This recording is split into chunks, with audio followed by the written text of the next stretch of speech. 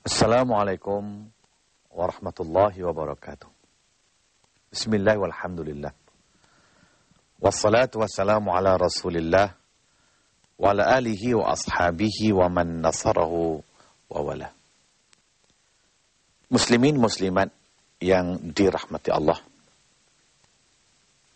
Semoga kita semua sentiasa dalam pemeliharaan dan pengawasan Allah Subhanahu wa taala. Untuk siri kali ini kita cuba memperkatakan tentang konsep syukur. Untuk sama-sama kita memahami apa itu syukur, pengertiannya, maupun dari segi pelaksanaannya. Sebenarnya perkataan syukur daripada asalnya bahasa Arab, berasal daripada syakara. Dialih bahasa ke dalam bahasa Malaysia atau bahasa kita, mengikut apa yang disebut dalam kamus. Syukur diartikan sebagai berterima kasih. Dan disebut juga dengan makna mengenang budi. Atau disebut juga dengan perkataan membalas jasa. Ataupun menghormati kebaikan. Itu semuanya merupakan pengertian bagi perkataan syukur. Itu terima kasih, kita ucap terima kasih. Kita sebut ucapan terima kasih. Atau yang kedua, mengenang budi. Kita kenang orang yang berbuat baik kepada kita. Kita kenang orang yang berbudi kepada kita. Kita ingat dia selalu. Ataupun kita berusaha membalas kebaikan dia. Dengan balasan yang setimpal, atau dengan balasan yang lebih baik. Atau dengan kata lain, kita hormat. Kita puja orang-orang yang berjasa ataupun yang memberi kita sesuatu kebaikan. Dan dalam hidup kita, seringkali kita berterima kasih. Khususnya kepada orang-orang yang memberi kita sesuatu kebaikan. Orang-orang yang berjasa kepada kita, orang-orang yang berbudi kepada kita, kita sering kata terima kasih. Kadang-kadang kita ucapkan bahasa orang putih, thank you. Ataupun kadang-kadang kita ucap dalam bahasa Bollywood, syukriah. Itu semuanya adalah merupakan perkataan terima kasih. Cuma yang saya persoalkan, kalau sekiranya seseorang manusia berbudi kepada kita, hanya dengan sedikit budi yang diberi kepada kita, kita nilai budinya. Lantas kita berterima kasih kepada dia. Kita balas jasa dia. Kita mengingati dia. Ataupun kita mengenang budinya. Kalau inilah yang kita lakukan terhadap manusia, apatah lagi Allah Subhanahu wa taala. Karena Allah telah mengurniakan kita nikmat yang tak terhingga. Allah mengurniakan kita kebaikan yang amat banyak. Kalau kita nak menilai kebaikan atau nikmat yang Allah kurniakan kepada kita, memang tak terhingga, tak ternilai. Sebab itulah di dalam Al-Quran Allah menyebut dengan firman-Nya, wa in ta'uddu ni'matallahi la tuhsuha. Yang bermaksud, jika sekiranya kamu cuba nak menilai, nak membilang, menghitung nikmat Allah yang dikurniakan kepada kamu, sudah pasti kamu tidak mampu nak menghitungnya. Ini menunjukkan betapa banyak nikmat kepada Allah yang diberikan kepada kita.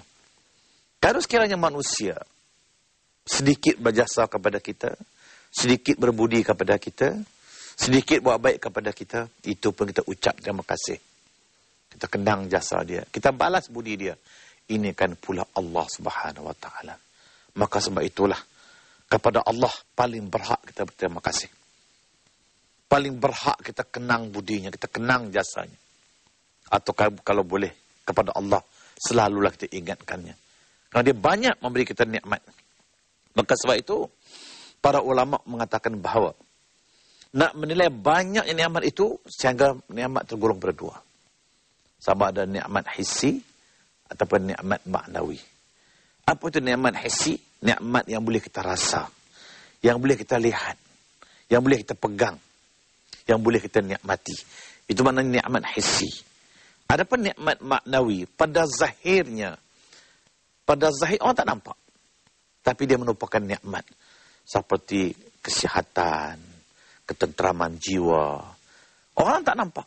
Tapi itu merupakan sebesar-besar nikmat yang dikurniakan oleh Allah SWT kepada seorang manusia. Maka sebab itulah kita perlu dan layak berterima kasih kepada Allah SWT.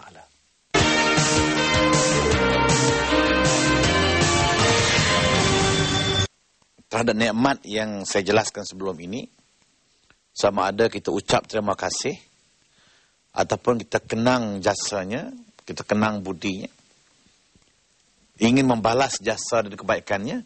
Kalau ini semuanya merupakan pengertian bagi syukur, maka ulama-ulama mengatakan bahawa dengan pengertian ini, artinya merangkumilah syukur melalui lidah,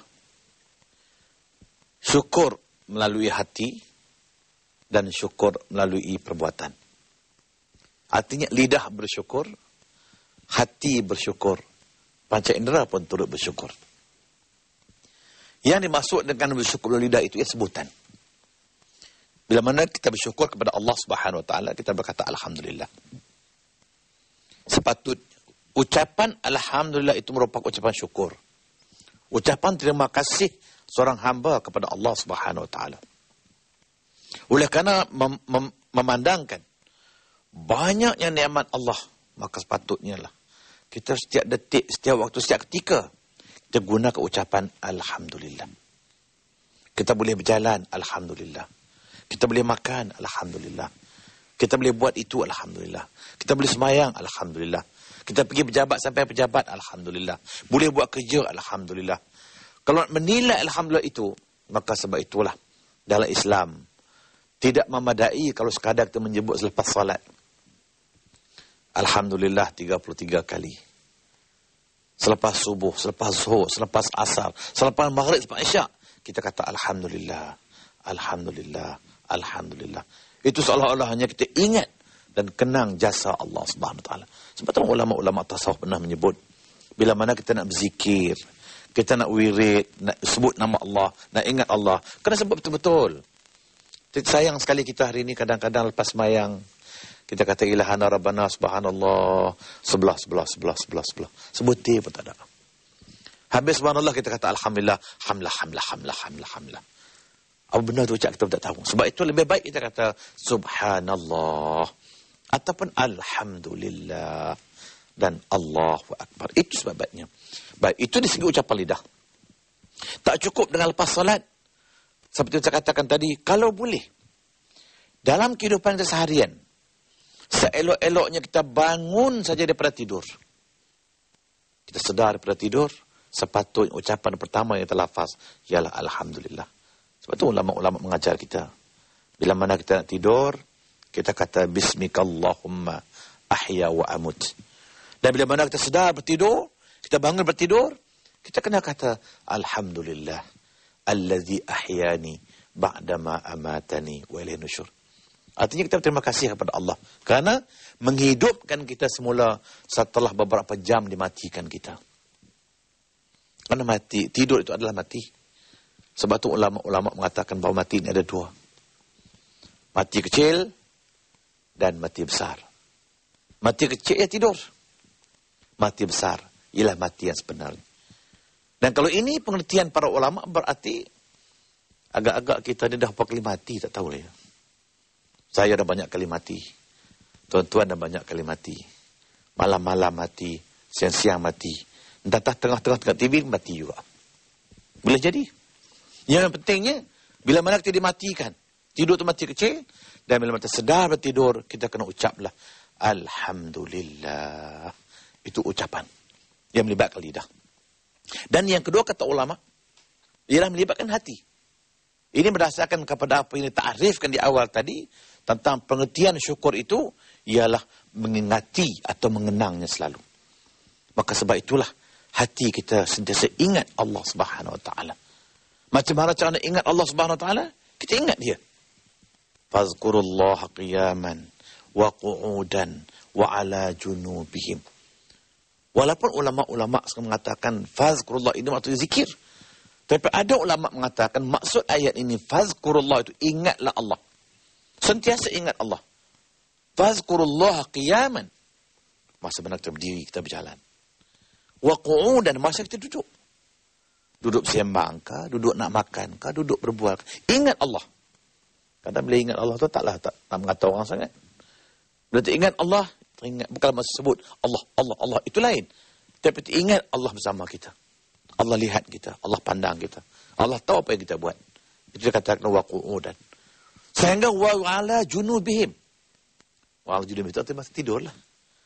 Sehingga masa tidur pun selagi belum lelap mata kita, selagi belum lena kita, ingat Allah Subhanahu Wa Taala. Allah banyak kurnia kita nikmat. Allah Maha Pengasih. Allah Maha Penyayang. Dan akhir sekali, yang melibatkan panca indera. Yang melibatkan perbuatan. Bila mana berterima kasih dengan perbuatan ini, ulama-ulama banyak bercakap. Yang pertama sekali, ulama fiqh mengatakan bahawa yang dimaksudkan dengan bersyukur melalui perbuatan itu ialah yang disebut dengan istilah sujud syukur. Bila mana kita dapat nikmat, dikurniakan kebaikan, kita sujud syukur sebagai tanda terima kasih kita kepada Allah Subhanahu Wa Taala. Kalau kita diberitahu kita naik pangkat, okey, ambil sembahyang, sujud syukur. Anak kita lulus Pak, kita sujud syukur. Isteri kita selamat melahirkan anak, kita sujud syukur. Itu dikatakan bersyukur melalui perbuatan. Tetapi walau bagaimanapun, ulama-ulama mengatakan maksud syukur melalui perbuatan ini merangkumi luas, lebih luas dari itu. Iaitu dengan mengerjakan ibadat salat. Ulama tafsir mengatakan bahawa orang-orang yang mengerjakan ibadat salat itu adalah merupakan orang-orang yang berterima kasih kepada Allah Subhanahu Wa Taala. Maka lawannya, orang-orang yang tidak bersalat itu adalah orang yang tidak berterima kasih kepada Allah. Orang yang tidak ingat Allah. Bahkan orang yang lupa kepada Allah Subhanahu Wa Taala. Sebab itu Allah sebut dengan firman-Nya, wa aqimis salata li zikri. Dirikanlah salat sebagai tanda yang kamu untuk mengingati aku. Maka sebab itulah ulama-ulama mengatakan bahawa orang-orang yang bersalat, yang mengerjakan salat, itu sebenar-benarnya orang yang berterima kasih kepada Allah Subhanahu Wa Taala dan nikmat yang dikurniakan. Maka terangkumlah melalui tutur kata, melalui hati dan juga perbuatan yang melambangkan kita sebagai orang yang benar-benar berterima kasih kepada Allah Subhanahu Wa Taala kerana nikmat yang dikurniakan kepada kita amat banyak sekali.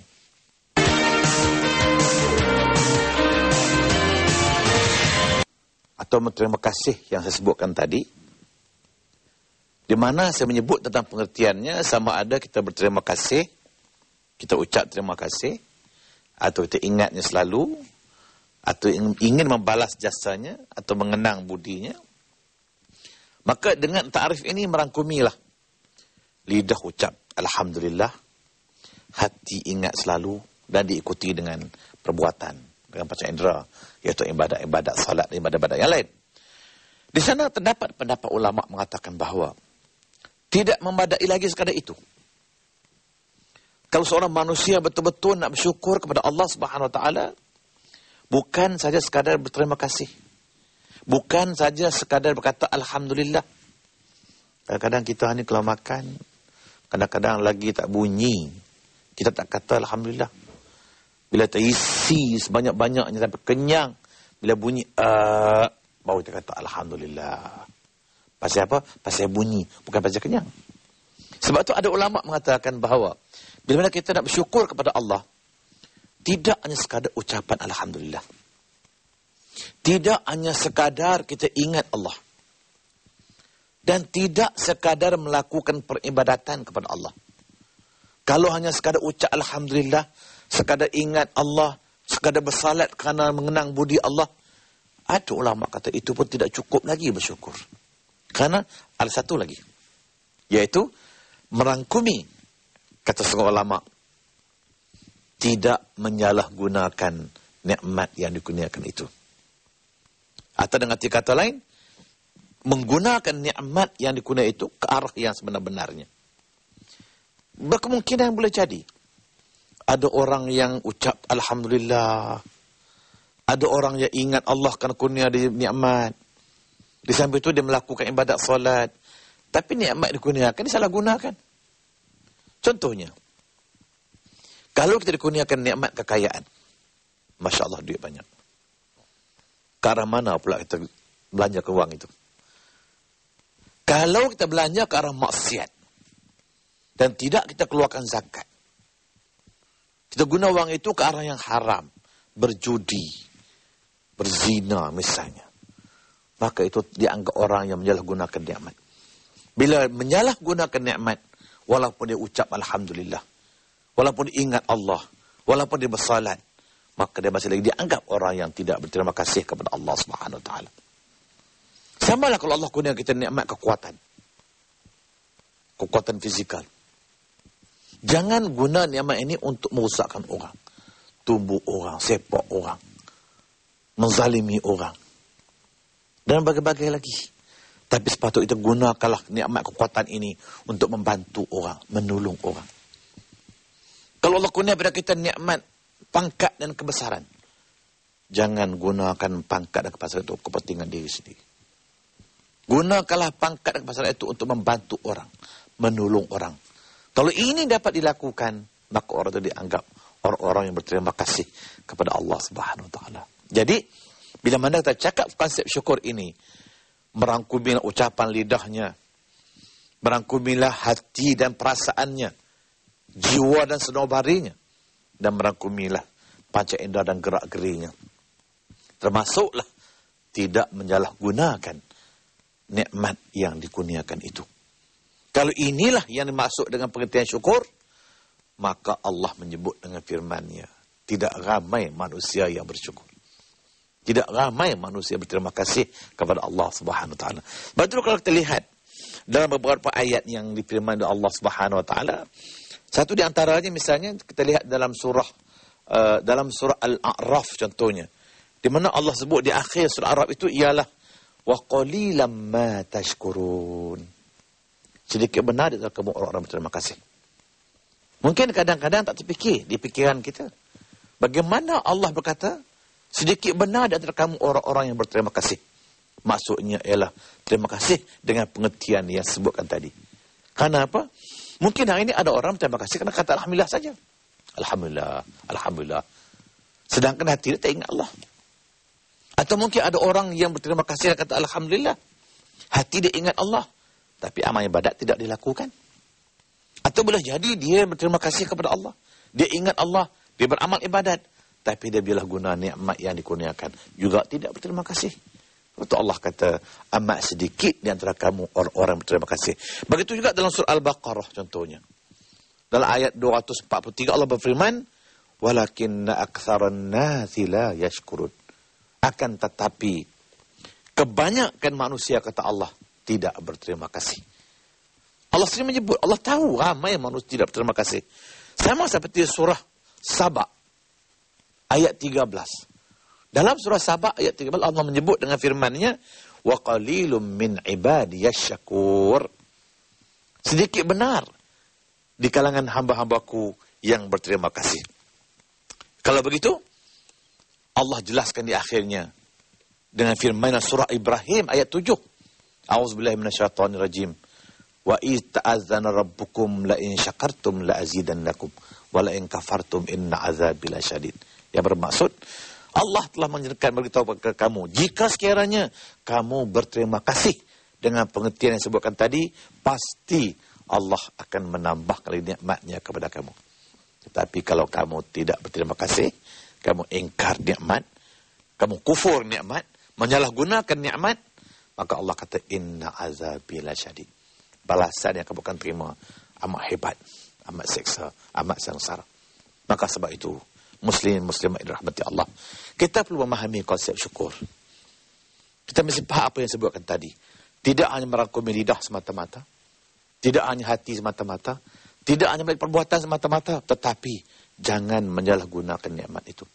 Kalau inilah berlaku di kalangan kita, maka itulah yang dinamakan manusia-manusia yang berterima kasih kepada Allah Subhanahu Wa Taala. Dan kalau ini terlaksana, maka Allah beri jaminan di mana Allah akan menambahkan lagi nikmat-Nya kepada kita. InsyaAllah mudah-mudahan kita tergolong orang-orang yang berterima kasih setelah mana kita memahami tentang pengertiannya, konsepnya, maupun pelaksanaan. Sekian, aqulu qawli hadza wa astaghfirullah azim li wa lakum. Wassalamualaikum warahmatullahi wabarakatuh.